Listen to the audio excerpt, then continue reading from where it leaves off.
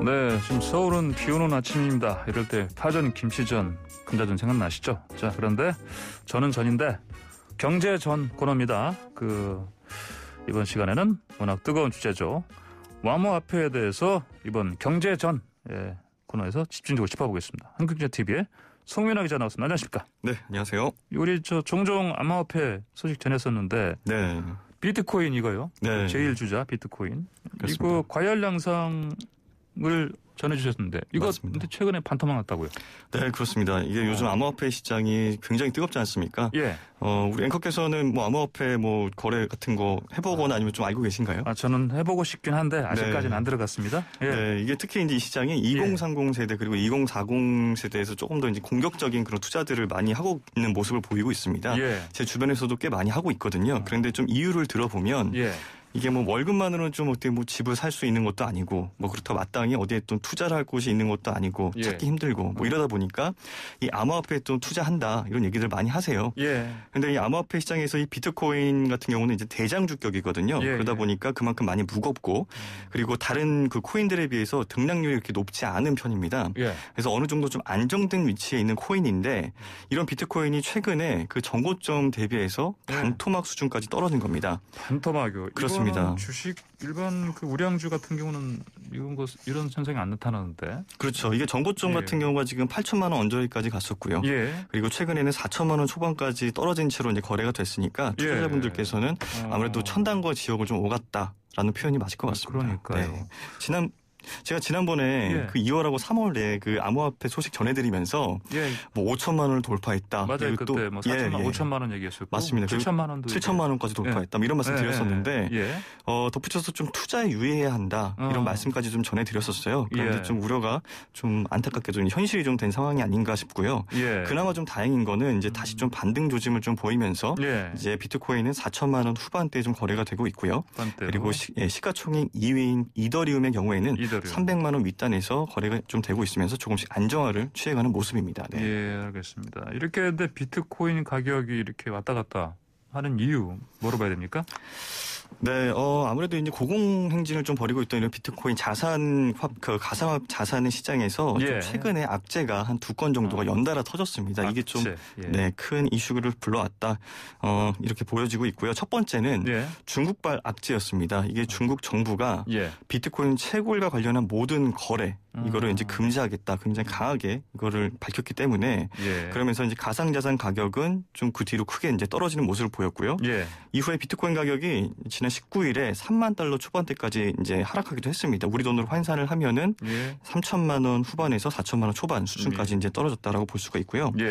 두 번째로 이제 미국 정부에서 나온 악재였습니다. 이게 뭐냐면 $10,000 이상 그 가상화폐를 거래를 하면은 국세청에 신고를 이제 의무화하겠다라고 밝힌 건데요. 이를 위한 조치로서는 이제 중앙은행이 그 디지털 달러 관련 보고서를 좀 준비를 했습니다. 이 말이 뭐냐면 이제 암호화폐 거래를 하는 은행에 대해서 좀 무언의 압박을 가해보겠다라는 그런 좀 의미가 담겨 있고요. 그러면서 이제 암호화폐를 좀 어떻게 보면 좀 몰아내게 하려는 거 아니냐라는 그런 지적이 나오면서 결과적으로는 암호화폐 시장이 좀 하락하는 그런 모양새를 보이게 됐습니다. 그런데 결정적인 이유는 또 다른 데 있다. 라는 분석이 나오기도 해서 눈길을 끌고 있습니다. 그래요? 이건 사실 외부적인 악재로 볼 수 있는데 정책적인 악재. 네, 이른바 뻥튀기 거래. 뻥튀기 거래? 네, 더 큰 하락장을 불러왔다라는 겁니다. 뻥튀기 거래는 그러면 이게 아까 말씀드린 외부적인 게 아니고 혹시 그 투자자 스스로가 만들어낸 그런 거 말씀하시는 거예요? 네. 좀 정확히 보셨는데 좀 제가 쉽게 말씀드리기 위해서 제가 뻥튀기 거래라고 말씀을 드렸습니다. 빚을 내서 이제 거래를 하는 그런 레버리지 거래를 제가 말씀을 드린 건데요. 레버리지 거래요? 네네. 이 레버리지 거래를 하기 위해서는 이제 죄송합니다. 일정 금액을 증거금으로 맡기기만 하면은 이게 대출을 받을 수가 있습니다. 그러면 그 대출금으로 더 많은 암호화폐를 사들이게 되는 거죠. 그렇게 해서 이제 레버리지 투자하는 투자자들은 이게 상승 흐름일 때에는 조금 적은 금액으로 이 투자금 대비해서 더 큰 이득을 볼 수는 있습니다. 하지만 이게 하락장일 때에는 그만큼 더 큰 손해를 좀 감수해야 한다는 그런 부담도 따르거든요. 특히 이제 일정 손실률에 도달을 하면은 강제로 매각이 되는 시스템입니다. 그러다 보니까 이제 본전도 못 찾고 조금 이제 강제 매각이 되는 그런 경우가 발생할 수가 있습니다. 그런데 이제 워낙 시장이 좀 흐름이 좋았기 때문에 이 암호화폐 가격이 좀 급격히 떨어질 거다. 예. 이렇게 예측하는 경우가 많지는 않았거든요. 그러면서 예. 조금 피해를 더 키웠다라는 그 분석에 좀 힘이 실리고 있고요. 예.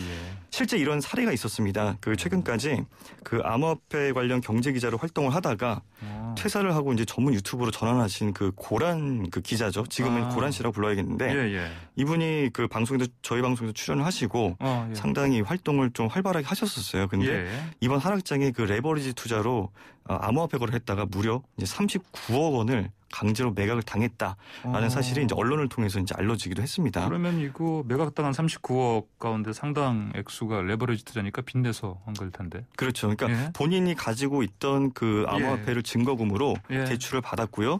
그래서 이제 비트코인 가격이 이제 30% 넘게 빠지면 그때 이제 강제 매각을 당하는 상황인데 이게 30% 넘게 빠졌기 때문에 이제 강제 매각을 당했습니다. 그러면서 본인도 이렇게 비트코인이 그렇게 많이 빠질 줄 몰랐다라고 이제 밝혔거든요. 결국에 이 하락장은 정말 예측이 좀 어렵다라는 점을 다시 한번 일깨워주는 그런 대목이었습니다. 그렇군요. 네. 자, 근데 이거 뭐 아까 그 송 기자께서는 이전에 한번 조심해라 하셨지만은 네. 이거 상승하를 어떻게 예측을 정확히 하는 게 전문가들 사실 쉽지 않지 않습니까? 맞습니다.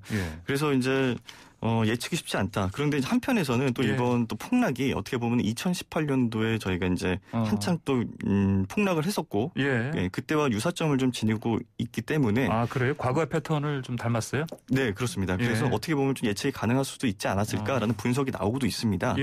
원격께서도 생각해 보시면 2017년도에 네, 한참 뭐 암호화폐 가격이 막 급격히 오르면서 주변에서 뭐 누구는 뭐 수억을 벌었네, 누구는 수천만 원을 벌었네 이런 혹시 말씀 들어보신 적 있으실 겁니다. 소문들 있었죠. 네.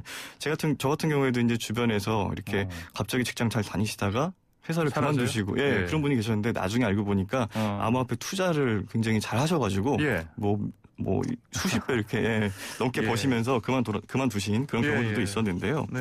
그 당시에 좀 상승장이 많이 유사한 그런 패턴을 보였고요. 결국에는 이 폭락장도 조금 비슷한 수순을 밟았다라는 분석인 겁니다. 그래요? 네. 첫 번째로 짚어볼 수 있는 공통점은 이제 폭락을 앞두고 이런 호황을 이끌 만한 그런 충분한 모멘텀, 그러니까 이유들이 존재했다는 겁니다. 2017년도 1차 랠리 당시에는 미국의 그 주요 선물 거래소였던 그 시카고 상품 거래소에 비트코인 선물이 상장을 했습니다. 그러면서 비트코인 가격 상승을 이끌었고 이는 이제 당시 기존의 그 금융기관이 디지털 자산을 인정하는 어떻게 보면 상징적인 그런 사건이라고 좀 평가를 받았었는데요. 그러면서 비트코인 가격이 2017년도 12월 중순에는 2만 달러가 가까이 치솟는 그런 2천만 원이 넘는 결과를 보이기도 했습니다. 올해의 경우에는 이런 미국 최대 가상자산 거래소인 코인베이스가 나스닥에 상장을 했습니다. 이게 좀 굉장히 큰 이슈로 좀 불러일으켰고요. 이를 통해서 이제 기존 금융기관들이 가상자산 거래소를 공식적으로 인정하는 그런 기념비적인 사건이다라고 받아들여졌습니다. 이후에 비트코인 가격은 무려 이제 6만 4천 달러를 돌파하는 그런 기염을 토했죠. 또 다른 공통점은 비트코인이 먼저 정점을 찍고 나서 그 다음에 비트코인을 제외한 나머지 그 코인들을 저희가 알트코인이라고 부르는데 이 알트코인들이 뒤따라서 상승 흐름을 탔습니다. 2017년도에는 비트코인이 12월에 정점을 찍은 뒤에 곧바로 알트코인이 좀 급등을 하게 됐고요. 그리고 올해도 4월 14일에 비트코인이 최고가를 경신한 다음에 곧바로 알트코인이 랠리를 또 펼쳤거든요. 이 같은 공통점을 좀 고려해 봤을 때 이런 가상자산 사이클이 어느 일정한 패턴을 좀 갖고 있는 게 아니냐. 블룸버그는 이렇게 진단을 좀 했고요. 그리고 이제 투자자들이 비트코인에 들어간 뒤에 알트코인으로 이동을 하고 그리고 마지막에는 가격 추락으로 어떻게 좀 끝을 맺는다는 그런 공통점이 있다라는 분석을 내놓기도 했습니다. 알겠습니다. 자, 그럼 암호화폐 미래 어떻게 봐야 됩니까? 네, 뭐 주식시장하고 다르게 좀 이게 암호화폐 시장을 두고 조금 이렇게 전문가들의 전망이 크게 엇갈리는 모습을 보이고 있는데요.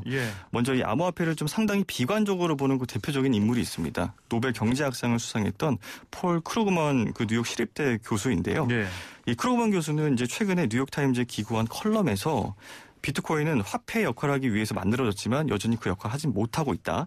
그리고 효용을 찾을 수 없는 비트코인에 투자가 몰리는 이유는 단순히 가격이 올라가기 때문이고 다단계 사기 수법의 전형적인 모습이다라고 강하게 비판을 하고 있고요.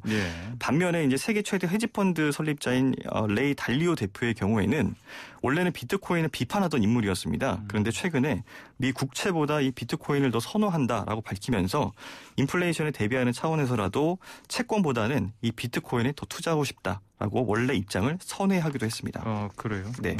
알겠습니다. 그러면 이제 투자자들 입장에서 앞으로 아까 얘기해 주신 그런 네. 과거의 패턴은 좀 봐야 될 것 같고 전략을 어떻게 수립하면 좋겠습니까? 네, 이 부분도 굉장히 궁금해하실 것 같습니다. 예. 제가 취재를 했던 경제 전문가들이 예. 공통적으로 좀 밝힌 부분은 예. 지금은 적극적으로 투자할 시기는 아니다. 지금 투자하지 말라. 예, 강조했습니다. 예. 이른바 몰빵하는 투자는 피해야 한다는 건데요. 예. 암호화폐에 직접 투자하기보다는 좀 비교적인 안정적인 그런 좀 ETF와 같은 펀드 상품을 좀 활용하는 것이 방법이 될 수 있다라고 예. 또 말을 하기도 했습니다. 그래요. 또 단기적인 투자보다는 중장기적인 관점으로 네, 그렇게 소액 투자를 하는 게 유리하다라고 진단했습니다. 알겠습니다. 네, 송 기자 오늘 말씀 여기까지 듣겠습니다. 고맙습니다. 맞습니다. 네, 지금까지 한국경제TV의 송민아 기자였습니다.